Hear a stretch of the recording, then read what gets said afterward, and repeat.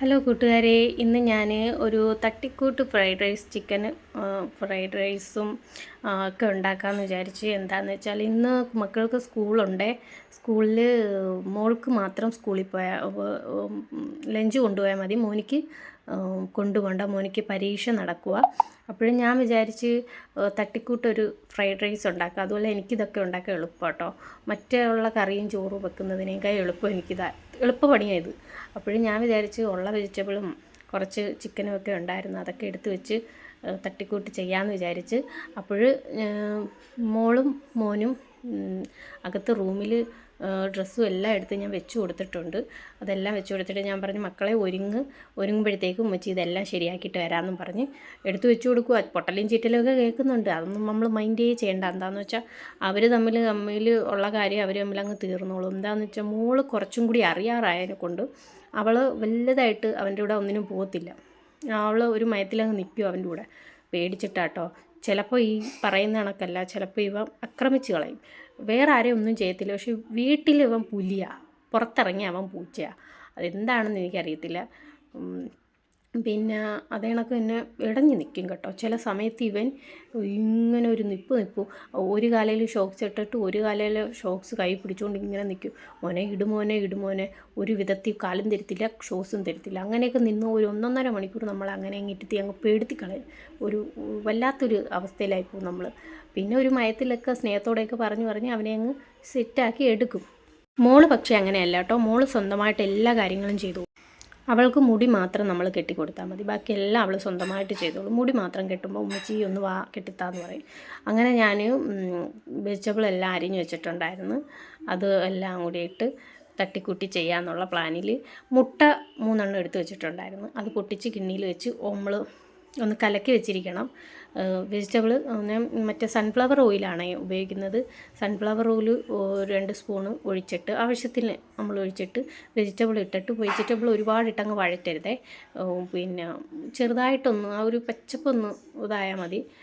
എന്നിട്ട് അതൊന്ന് സെറ്റാകുമ്പോഴത്തേക്ക് എൻ്റെ നടുക്ക് ഞാനൊരു കുഴി കുഴിച്ച്, അതെന്താണെന്ന് വെച്ചാൽ അങ്ങനെയല്ല ഞാൻ സാധാരണ ചെയ്യുന്നത്. ഇപ്പോൾ സമയക്കുറവ് കാരണം പിന്നെ അവിടെ ഒരു ചെറുതായിട്ടൊരു ഇതാക്കിയിട്ട് അതിലേക്ക് മുട്ട പൊട്ടിച്ചൊഴിച്ചതും ഇതും കൂടിയായിട്ട് ചിക്കി എടുത്തതാണ് കേട്ടോ. ചിക്കി എടുത്തിട്ട് അതിലേക്ക് റൈസും എല്ലാം തട്ടിയിട്ടാണ് പരിപാടി. എന്നിട്ട് നമ്മൾ ചിക്കൻ ഓൾറെഡി പൊരിച്ച് വെച്ചിട്ടുണ്ടല്ലോ, ആ ചിക്കൻ പൊരിച്ച് വെച്ചത് പിച്ചി പറക്കി ഇതിനകത്ത് ഇടണം.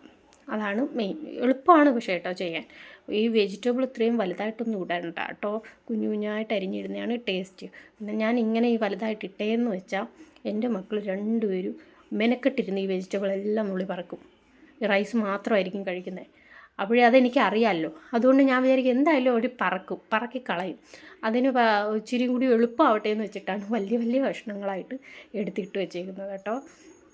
അപ്പോൾ ഇതൊക്കെ ഒന്ന് സെറ്റാകുമ്പോഴത്തേക്ക് അവിടെ ഭയങ്കരമായ ബഹളം 2 നമ്മളൊന്ന് ചെന്ന് അവൻ്റെ കാര്യം നമ്മൾ ചെയ്യണം കേട്ടോ. മോള് പറഞ്ഞാലും ചില സമയത്തൊന്നും നിൽക്കത്തില്ല, അവൾ നോക്കും എങ്കിലും ചില സമയത്ത് അവൻ ഇങ്ങനെ നിൽക്കും. നിൽക്കുന്ന നിപ്പ് കണ്ടാൽ നമ്മൾ വിചാരിക്കും ഓഹോ ഇന്നത്തെ കാര്യം പോക്കാന്ന്. എന്ന് വെച്ചാൽ കുറച്ച് നേരം വണ്ടി വരുന്നത് വരെ അവൻ ഇച്ചിരി വണ്ടി വരാറൊക്കെ ആകുമ്പോഴത്തേക്ക് അവനിക്ക് പിന്നെ പോവാന്നുള്ളൊരു ഇത് വരും. സ്കൂളിൽ പോകണം എന്നൊക്കെയുള്ളൊരിത് വരും. അതുവരെ അവൻ പോത്തില്ല എന്നൊക്കെ പറഞ്ഞ് തിരിഞ്ഞൊക്കെ നിന്ന് കളയും. പെട്ടെന്ന് ഞാൻ പിന്നെ കുഞ്ഞിന് ഇച്ചിരി മതി കേട്ടോ. മോൾ ഇച്ചിരിയേ കഴിക്കത്തുള്ളൂ. അന്നേരം ഞാൻ ഒരു ഇച്ചിരി ചോറ് ഇത് വെച്ചതും പിന്നെ ഒരു 2 കഷ്ണം ഈ പിച്ചി പറിക്കാൻ വേണ്ടി നമ്മൾ ഫ്രൈ ചെയ്ത ചിക്കനില്ലേ, അതിൽ നിന്ന് 2 കഷ്ണം എടുത്ത് മാറ്റി വെച്ചിരുന്നു ഇവർക്ക് ഇത് വെച്ച് കൊടുക്കാൻ വേണ്ടി. പിന്നെ നമ്മൾ സ്നാക്സായിട്ട് ഞാൻ വിചാരിച്ച് കുറച്ച് മാതളം പൊളിച്ചത് ഇരിപ്പുണ്ടായിരുന്നു. മാതളമൊക്കെ ഓൾറെഡി പൊളിച്ച് ഞാൻ ഫ്രിഡ്ജിൽ വെച്ചിരിക്കും.